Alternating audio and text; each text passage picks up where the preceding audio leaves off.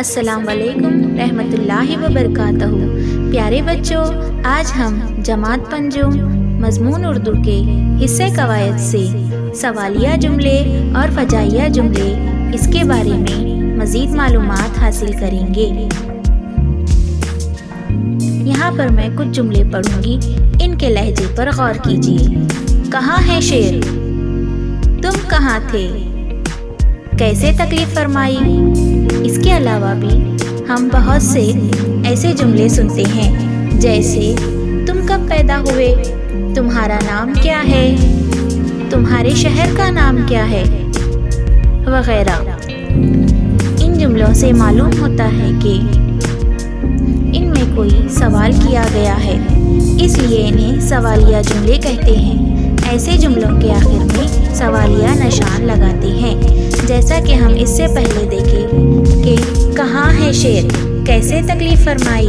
ये क्या है? ये सवाल है, इसके हमें जवाब देना होता है।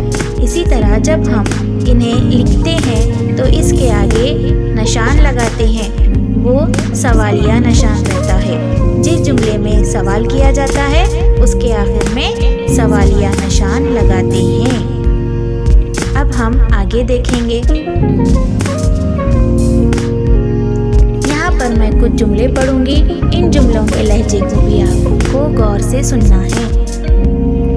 वाह क्या लाजवाब बात सोची है। अरे अरे ये क्या हालत बना रखी है। हाय मैं बर्बाद हो गया। इसके अलावा भी हम बहुत सारे जुमले कहते हैं, जैसे ओफो ये क्या हो गया, हाय अल्लाह, है ना। पहले जुमले से बोलने वाले की खुशी जाहिर होती है और दूसरे जुमलों से अफसोस का इजहार होता है। ऐसे जुमलों को फजाइया जुमले कहते हैं। इनके आखिर में जो निशान लगाते हैं इसे फजाइया निशान कहते हैं। यानी जब हम पहला जुमला पढ़े, वाह क्या लाजवाब बात सोची है, यानी वो आदमी क्या था, खुश था, इसके लिए उसके मुंह से वाह ये लफ्ज़ निकल गया।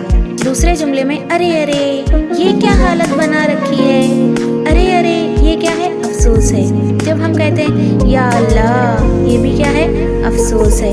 ओफो, अरे वाह, ऐसे अल्फाज का इस्तेमाल भी हम फजाइया जुमलों में करते हैं। जब ऐसे अल्फाज का इस्तेमाल होता है तो इन अल्फाज के बाद फजाइया निशान लगाया जाता है। ज़ेल के जुमलों में मुनासिब निशान लगाइए।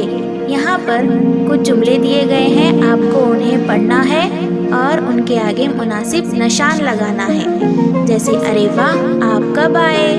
क्या तुमने ये किताब पढ़ी है? नंबर 3, तुम यहाँ कब आए? नंबर 4, या अल्लाह ये क्या हो गया?